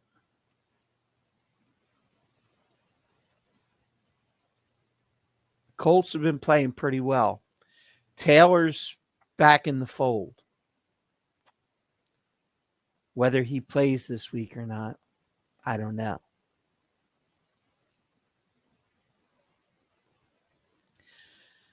But I think I need to lean towards Jacksonville. And Trevor Lawrence having another big game. Mm-hmm. Calvin Ridley with 10 catches for $150. Wow. Oh, now all the stops on that one, aren't you? Yep. I think this is with the Indy secondary, the way that they are. I think that there's an opportunity for Ridley to have a big day. That's possible. You never know. What you might not see this weekend, you never know. You might see it based off how severe Anthony Richardson's hurt. Yeah. You might see Gardner Minshew starting a game back in his old stomping ground. Oh, you are Yeah, Richardson's out. Okay, well, there you go. Uncle Rico coming home. Minshew is definitely the quarterback for this week. Could that be a factor? That's another reason I kind of lean towards Jacksonville. What, over Indianapolis because of Minshew? Yeah. You think about it, though. This is Minshew's first game going back home to Jacksonville. True. So, I mean, you could make a case. You could. I mean, he's been a few years separated from Jacksonville, though. I mean, I don't know how much he's been with other teams since. I don't know if that wound is that fresh. I think Philly was the only other team he was with. Yeah. So I don't know, but I just think Jacksonville is on a roll right now. So I mean, I think they're coming back home. They're back stateside. They're going to be back in front of an actual home crowd. Yep. And I just think ETNA builds on what he did last week. Yeah. So I'll go with Jacksonville too. Okay. And Gary says the Raiders won. Oh, okay. So that's another game lead for the Detroit Lions. Yep. Who knows? They might be one of the first teams to clinch a playoff spot this year. All right. Next, we have the New Orleans Saints going to the Houston Texans. Well, Saints had a big week this week. Yep. But C.J. Stroud is quietly having a pretty damn good season. He is. And, Tank Dell has turned out to be a pretty competent wide receiver there. Yeah, Nico Collins. Dalton Schultz is finally waking up. Yeah, I'm leaning towards Houston in this. Sure.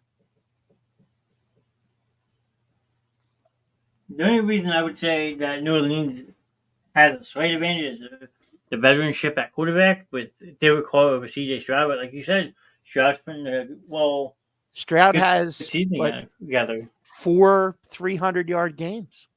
Yeah. But what I think that the Saints have over the Texans is a run game. And I think Alvin Kamara has a big running game this week. Okay. Second game back, you're going to get your legs back under you. So, give me a close one, but I'm going to say the Saints. Okay. Right. Makes sense. Next, you have the hopeless New England Patriots going to the Las Vegas Raiders. The Raiders. I got to agree because the Patriots are just in such disarray. Yeah. And it's a shame to see. Like, Belichick's kind of ruining his reputation in a way. Yeah, I think, I just don't see him finishing the season. You never know. Whether he retires, he feigns a medical or a family situation, and steps aside. Bill O'Brien takes over. And O'Brien takes over the team for the balance of the season. Yeah, I wouldn't doubt it. It would not shock me. You never know. Which could just be Kraft saying, hey, look, I respect you enough to give you an out. Take it. Yeah. I don't want to fire you. I don't think he would fire him anyway. I think Belichick would leave on his own. Belichick's going to be given the opportunity to go out on his terms. Oh, 100%. Kraft owes him that much. He does. You're absolutely right. All right. The next one we have the Arizona Cardinals going to the LA Rams.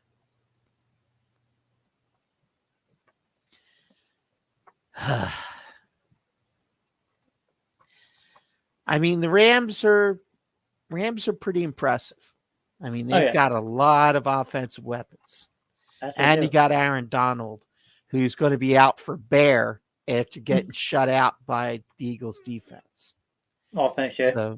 So I think Aaron Donald has a big game. I think that, the Rams offense lights it up, and I'll take the Rams all day on this one. Yeah, I think they bounce back because they even said yesterday that the Rams have a chance to bounce back and actually make a legitimate wild card team. Yep. So, I mean, watch out for the Rams. I wouldn't want to face them again. Nope. Not with those offensive weapons. And Stafford, who just does nothing but throw accurate passes.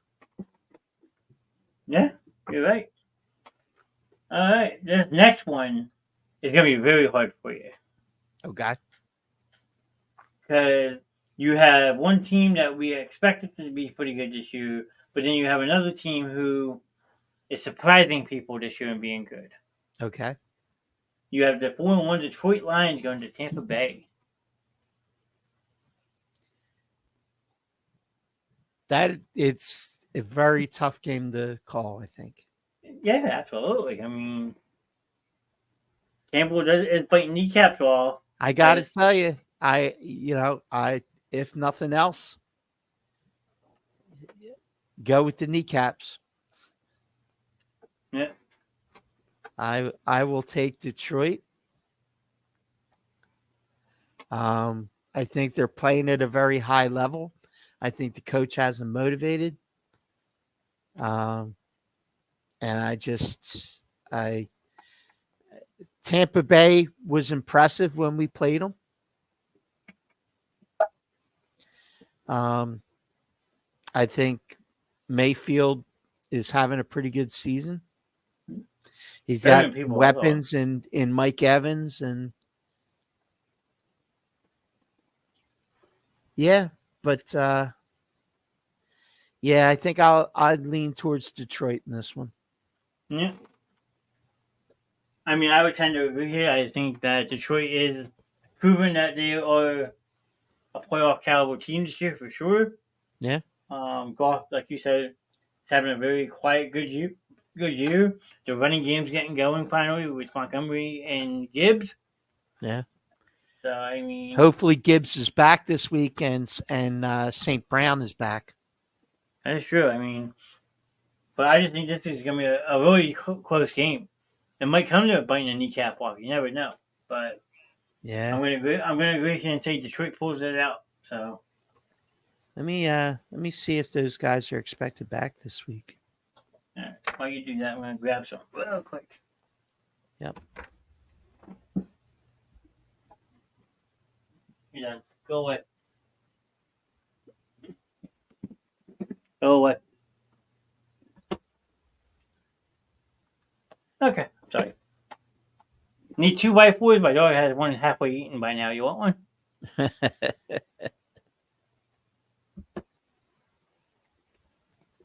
Thursday's your day, buddy. Thursday's your day. You can go back and tour him at the shelter. Oh, I'm sorry. Did I say it out loud on the show? Oops. Good anyhow. You're good. You're done. I was wondering what banging around the kitchen upstairs. Now I know what it was. But no. I mean, I'm not sure if St. Brown's going to play. It's early in the week to be able to say. I mean, he has an abdominal injury, which is tough.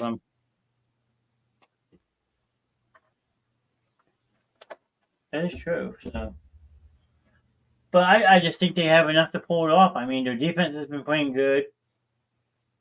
They're making the turnovers when they need to.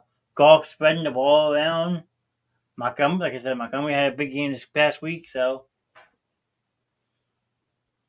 it's going to be a closer game than people think. And Gibbs is a hamstring, so you never know.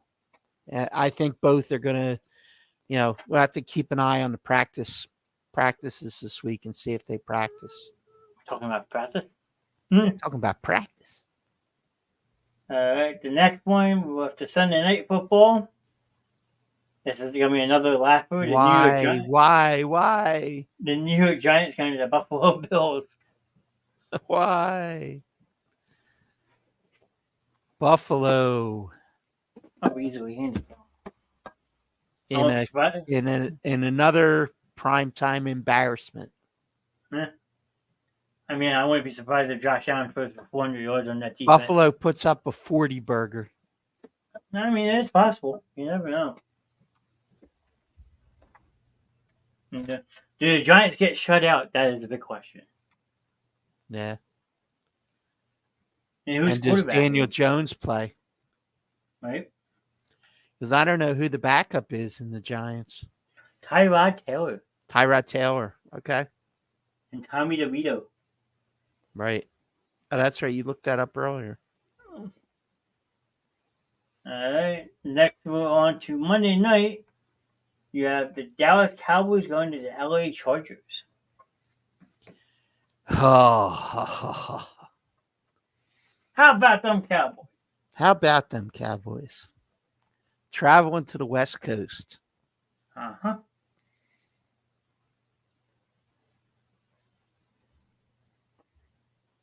Oh, man. I'll tell you. This is a tough one. I'm going to go with the Chargers because of the passing game. I think Justin Herbert is just going to carve up the Dallas secondary. That's very, very possible.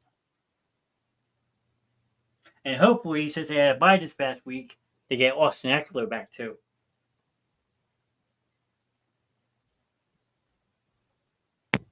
Which would be a welcome sight for my fantasy team. I'm going to say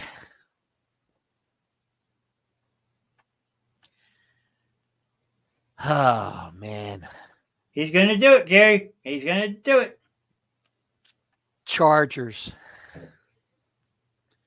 Dallas goes down to 3 losses. Cool. You're my hero. I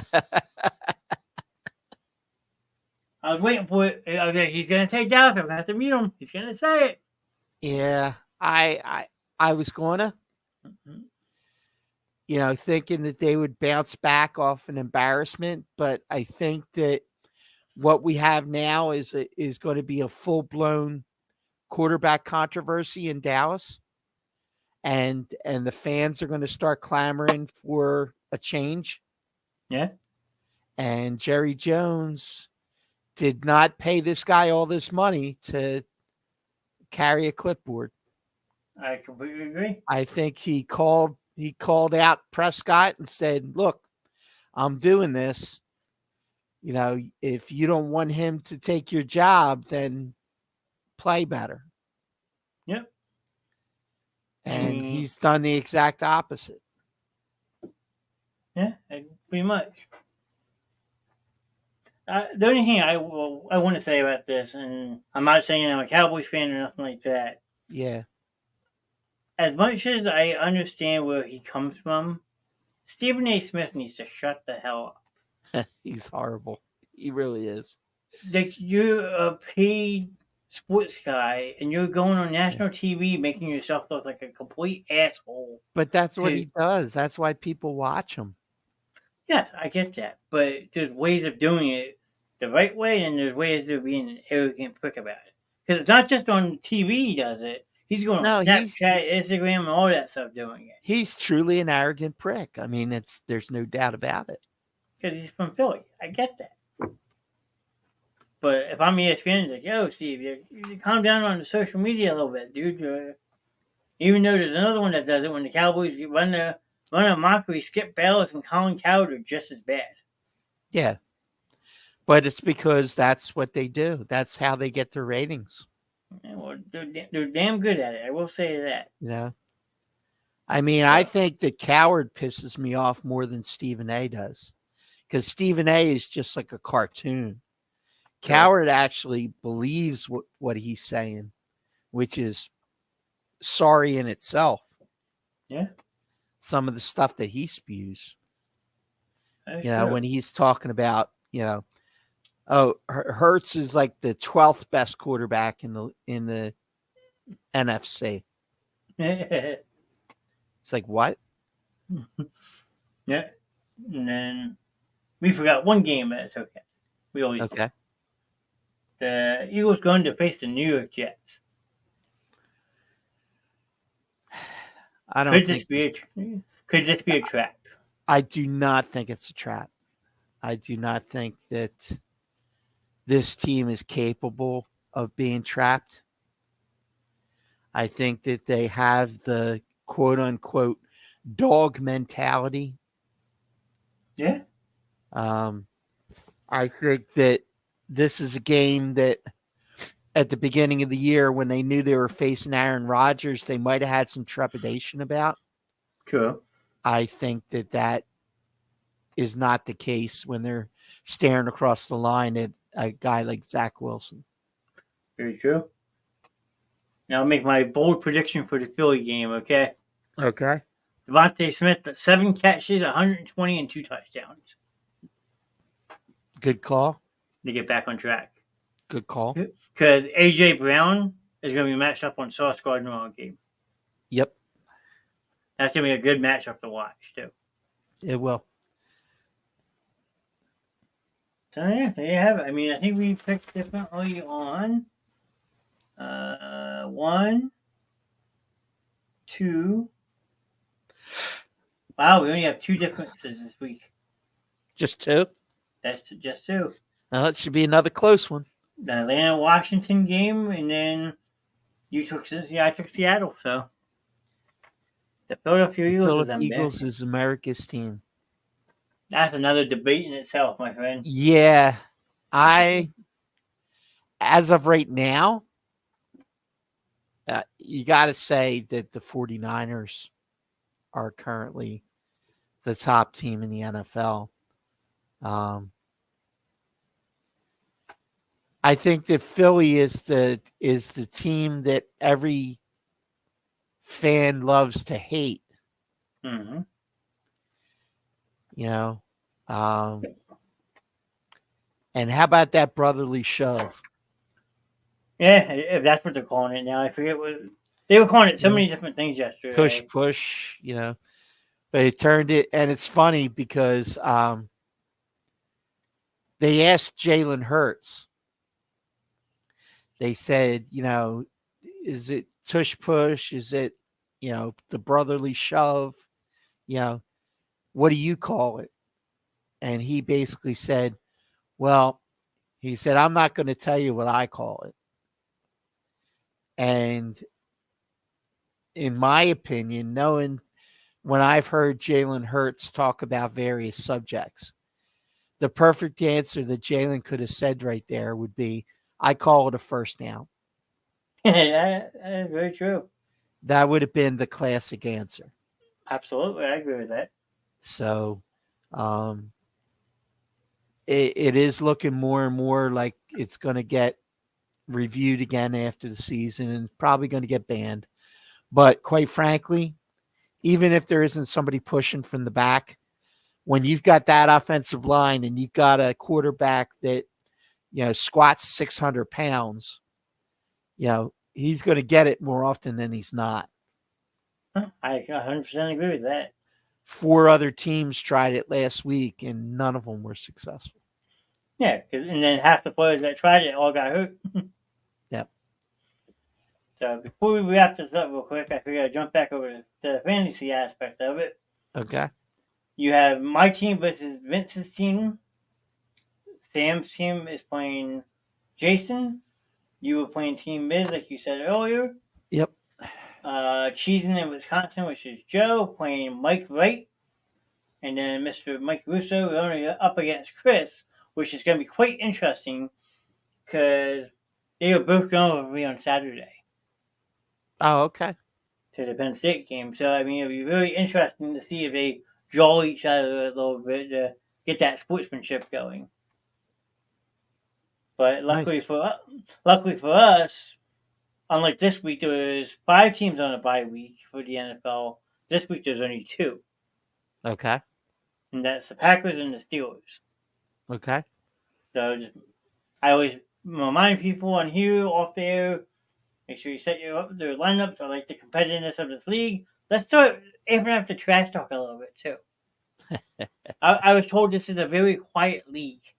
Well, when I initially started trash talk, I think I was the first one to start it. Yeah. But then when you're 1-4, it's tough to trash talk. You know. So then, is it my turn for being 4-1, kicking all you motherfuckers? Yeah, I really think it is. I think you guys at the top need to be the ones that are chirping right now because once I get another win or two under my belt, believe me, you'll be hearing from me. Yeah, well, I'm like I said, Jason lost, Mike lost. I got a 1-game lead. Yeah. And I think I play week 7. I play you. And week 8 I got Mike, and then week 9 I got Jay. So I got 2 weeks to cushion my lead a little bit, and then the beef of my schedule is week 8 and 9. So Really. So you're just taking a win from me right off the bat? I'm taking it all. Really? Okay. Even though I think you might get that trash talk sooner than you thought. Well, considering as of now that week I have Dallas on a bye, Stroud on a bye. I'm gonna have to do some roster moving. Plus, Patriots defense is letting me down big time. So, but that's the fun thing about fantasy football. You can talk all the shit you want, and then it's how you back it up on the field. It's how you do it. So, do I have anybody on bye that week? Week 7.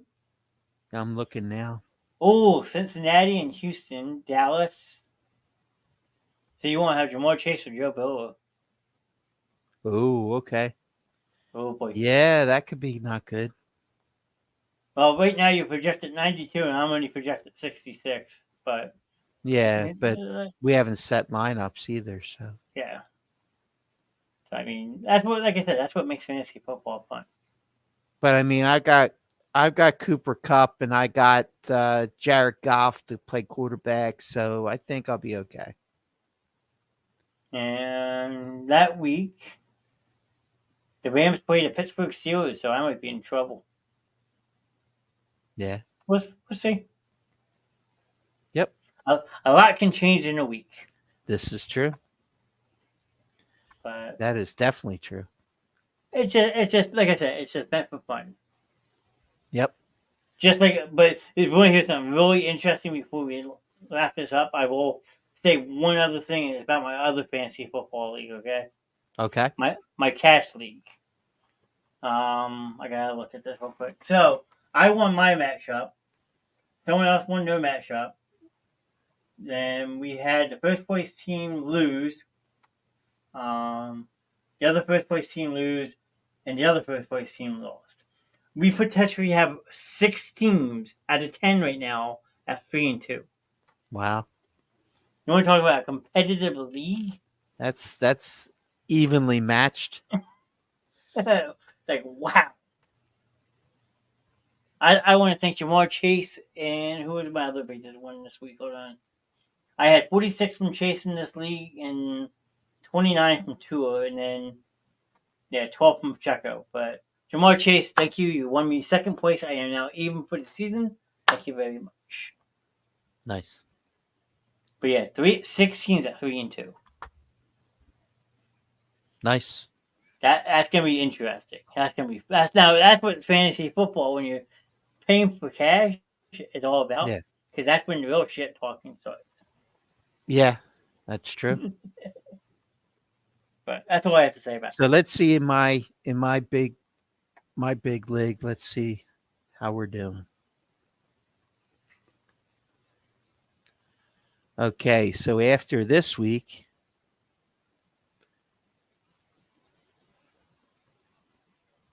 I will be sitting at 3-2 in my division. Okay. And office employees, and we see.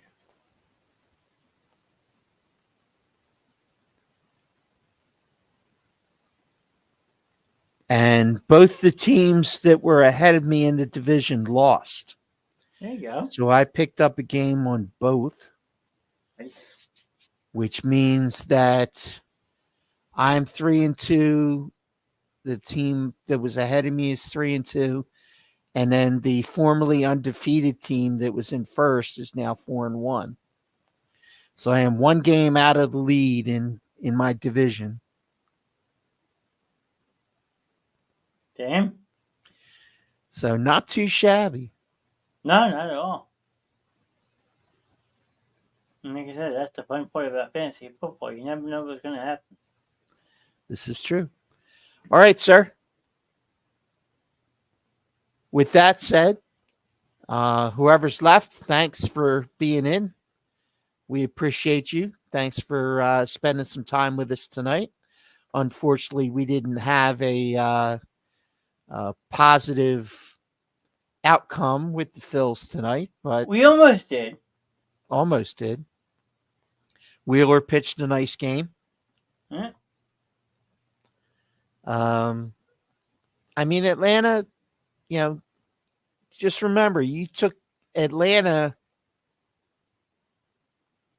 7, 9, 4, 14 innings. You shut out the Atlanta Braves, who by all means have been compared to some of the greatest offensive teams of all time. And you shut them out for 14 innings. Yeah. To start this series. So, credit where credit's due. They came back. They did what they had to do. We just need to take care of business in Philly. Yeah, I mean, defense that helped neither tonight. That we had Trey Turner had 2 errors. We got to clean that up too. Yep. Atlanta scored 5 runs on 4 hits. Yep. And the Diamondbacks are winning 4-2 going into the 8th inning. So Diamondbacks are looking strong. They bombed Kershaw. That was great to watch. Yeah. So, Diamondbacks are hitting on all cylinders right now. They're looking a lot like we looked last year. That's true. But, yeah, I mean, rest of the week, we didn't schedule tomorrow night. So stay tuned. You might have something pop up. If not, happy birthday goes out to Shannon. Her birthday is tomorrow. So we're going to play tomorrow right here. She wants to do a pop-up show. It would be 9 o'clock as always. Wednesday we have trivia with myself. Mama D might be joining in the fun. She is starting a new job. So we got to wait and see how that goes. Thursday, the Rev is back for the Grimm Show, which is always crazy bizarre. You can call in and talk to him on his show live. Kind of crazy to do, but it's a lot of fun. We had Gina calling last week. That was hysterical. Oh, yeah? That was funny. Oh, boy. I have to go back and watch that one. And then Friday night, you have Friday night movie night with me and Ron. And it's Friday the 13th, so you never know what kind of creepy crap we can come up with and make it extra fun. And then, like I said, Saturday, you will have multiple pop-up shows throughout the day.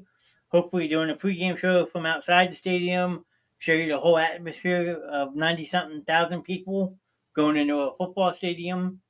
Then show you inside the stadium for some pregame action. And then hopefully do a post-game wrap-up before we take the 4-hour drive home. So basically 6 days of shows this week. And it should be a lot of fun. And who you traveling with? Mr. Russo and Mr. Chris. Nice.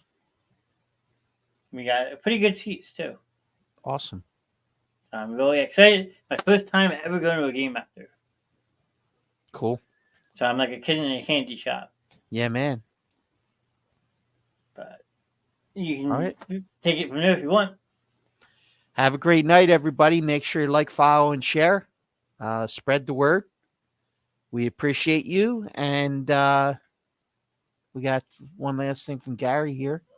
As always, it's great to hear you guys talk about sports. Have a safe night. You as well, sir. All right, Gary. You have a great night, sir. Thanks for joining us and hanging in there. We're going to wrap it up and say we'll see you soon. See ya.